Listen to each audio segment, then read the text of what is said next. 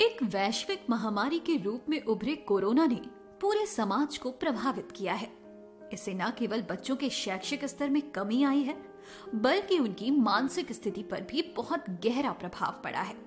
इस स्थिति से उबरने के लिए उत्तर प्रदेश में निपुण भारत कार्यक्रम के अंतर्गत कई अभिनव प्रयास किए जा रहे हैं, जिनका एकमात्र लक्ष्य उत्तर प्रदेश के प्राथमिक विद्यालयों में पढ़ रहे सभी बच्चों में बुनियादी साक्षरता एवं संख्या ज्ञान के सीखने के स्तर को सुनिश्चित करना है।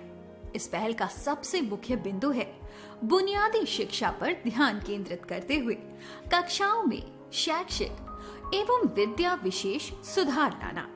कक्षा 1 से 3 तक के सभी बच्चों को वर्ष 2025-26 तक बुनियादी शिक्षा में सफल बनाने के लिए निपुण लक्ष्य निर्धारित किया गया है। ये निपुण लक्ष्य हमें भाषा एवं गणित के कई मानकों को साझा कर हमारे विद्यालय के बच्चों को बुनियादी शिक्षा में सफल बनाने के लिए प्रेरित करेगा। जब बच्चा अपनी कक्षा के लिए निर्धारित भाषा एवं गणित के लक्ष्यों को प्राप्त कर लेगा, तब वो निपुण विद्यार्थी कहलाएगा और जिस विद्यालय के कक्षा 1, 2 और 3 के सभी बच्चे इस लक्ष्य को हासिल कर लेंगे, वो विद्यालय निपुण विद्यालय बन जाएगा। अब सभी शिक्षकों का मुख्य उद्देश्य अपने विद्यालय को निपुण विद्यालय बनाना है। शिक्षा में सुधार लाने के लिए इस दृढ़ निश्चय और प्रण को पूरा करने के लिए शिक्षकों को कुछ नई शैक्षिक सामग्री दी गई है। ये सभी शैक्षिक सामग्री बुनियादी शिक्षा के मानकों पर आधारित है और भाषा एवं गणित के ज्ञान को बढ़ाने में भी मदद करती है। ये सभी सामग्री अत्यंत महत्वपूर्ण है, परंतु इससे भी ज्यादा महत्वपूर्ण है इसे एक सूत्र में बांधकर कक्षा में व्यवस्थित रूप से उपयोग करना। इसके लिए शिक्षकों को आधारशिला क्रियान्वयन संदर्शिका प्रदान की गई है। इस सत्र में कहानियों, कविताओं और खेलों पर कार्य करने के लिए आधारशिला क्रियान्वयन संदर्शिका में उपलब्ध शिक्षण योजनाओं को उपयोग में लाया जाएगा। ये पुस्तिका कक्षा 1 से 3 में भाषा और गणित के लिए दी जाएगी। इस पुस्तिका के अंदर कक्षा के प्रभावशाली संचालन के लिए वार्षिक और दैनिक कार्य योजनाएं दी गई हैं। ये शिक्षण योजनाएं निपुण दक्षताओं पर आधारित होंगी और आपकी शिक्षण प्रक्रिया को मजबूत करेंगी एवं बच्चे इसमें दी गई गतिविधियों में सक्रिय रूप से हिस्सा ले पाएंगे। इसके अंदर प्रतिदिन होने वाली सभी गतिविधियों को किस अवधि के लिए करना है, इसका विस्तार पूर्वक वर्णन किया गया है। पाठ्य पुस्तिका, कार्य पुस्तिका, प्रिंट रिच सामग्री और गणित किट को किस प्रकार से और किस दक्षता को हासिल करने के लिए इस्तेमाल करना है, इन सब का उल्लेख इस संदर्शिका में किया गया है। शिक्षण चक्र एवं संदर्शिका का उपयोग करते हुए भाषा और गणित को प्रभावी रूप से पढ़ाने के बारे में विस्तार से समझने के लिए अगले वीडियो की सहायता लें। संदर्शिका की सहायता लेते हुए व्यवस्थित रूप से शिक्षण कार्य करने और योजनाएं बनाने के लिए शिक्षकों को एक शिक्षक डायरी भी दी गई है। इस डायरी को सुव्यवस्थित करना आवश्यक है।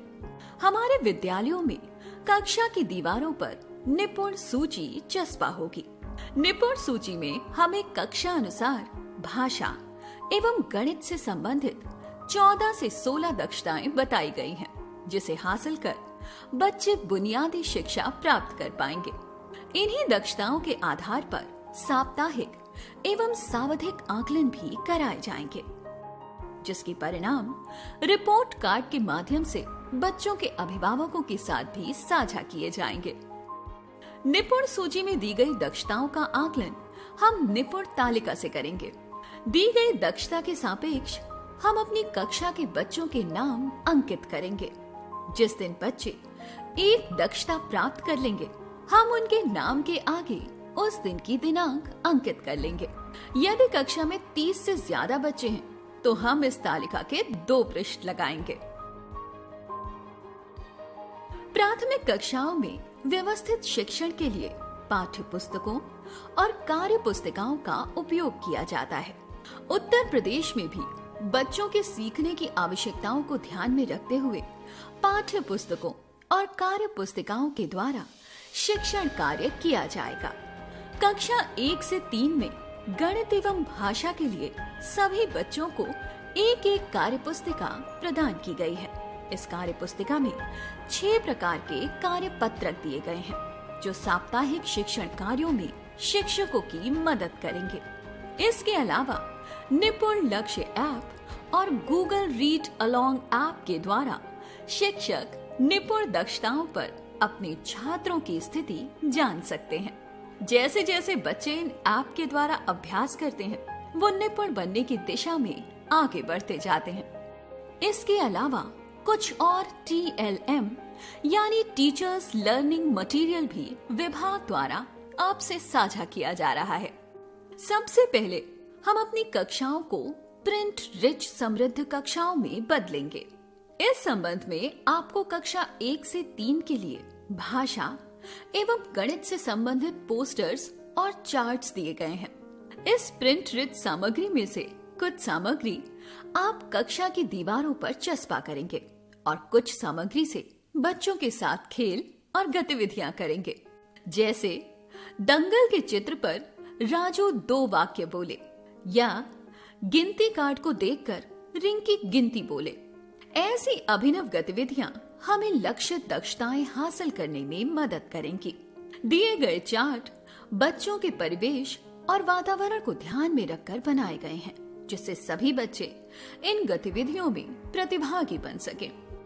बुनियादी शिक्षा का एक अहम पहलू है बच्चे को खेल खेल में अवधारणाएं सिखाना। इसे ध्यान में रखते हुए बुनियादी शिक्षा से संबंधित गणितीय अवधारणाओं को बनाने के लिए हर कक्षा में एक गणित किट प्रदान की जा रही है। करेंसी यानी नोट से पैसे की समझ, लकड़ी से बने ठोस आकारों से वर्ग और आयत की पहचान जैसी गतिविधियों से हम बच्चों को गणित का ज्ञान दे पाएंगे। छात्रों की सर्वांगीण विकास के लिए इन सब के अलावा उन्हें एक अच्छा साहित्यिक वातावरण प्रदान करने के लिए प्रत्येक विद्यालय में पुस्तकों से सजी लाइब्रेरी के साथ साथ बैठकर पढ़ने के लिए रीडिंग कॉर्नर भी तैयार किया जा रहा है। इस नई शैक्षिक विधि को कक्षा में लागू करने के लिए ARP यानी एकेडमिक रिसोर्स पर्सन शिक्षकों का सहयोगात्मक पर्यवेक्षण करते हैं। ये पर्यवेक्षण चेकलिस्ट के अनुसार किया जाता है। निपुण भारत मिशन के अंतर्गत चल रही शैक्षणिक और प्रशासनिक हस्तक्षेपों पर प्रदेशवार प्रगति की समीक्षा करने के लिए निपुण भारत मॉनिटरिंग सेंटर का उपयोग किया जाता है। NBMC से प्राप्त हुए डेटा के आधार पर संपूर्ण प्रदेश में डेटा बैक्ड मॉनिटरिंग की जाती है। ये डेटा जनपद, खंड और विद्यालय स्तर पर प्राप्त होता है और इसको सॉर्ट और डाउनलोड भी किया जा सकता है। इसके अलावा आप सभी शिक्षकों के कौशल विकास के लिए दीक्षा ऐप के द्वारा प्रशिक्षण भी दिया जा रहा है और इसके कोर्सेज भी आपसे साझा किए जा रहे हैं। इस कोर्स को पूरा करके अपनी समझ को बढ़ाएं। कोर्स को सफलतापूर्वक करने पर आपको प्रमाण पत्र भी दिया जाएगा। शिक्षा के क्षेत्र में किए जा रहे इन सुधारों को दिव्यांग बच्चों और आउट ऑफ स्कूल बच्चों तक भी पहुंचाया जाएगा जिससे वो भी शिक्षा की मुख्य धारा से जुड़ सके। शिक्षा के क्षेत्र में लगातार किए जा रहे इन सभी प्रयासों के द्वारा ही आज हमारा उत्तर प्रदेश निपुण प्रदेश बनने की ओर अग्रसर है।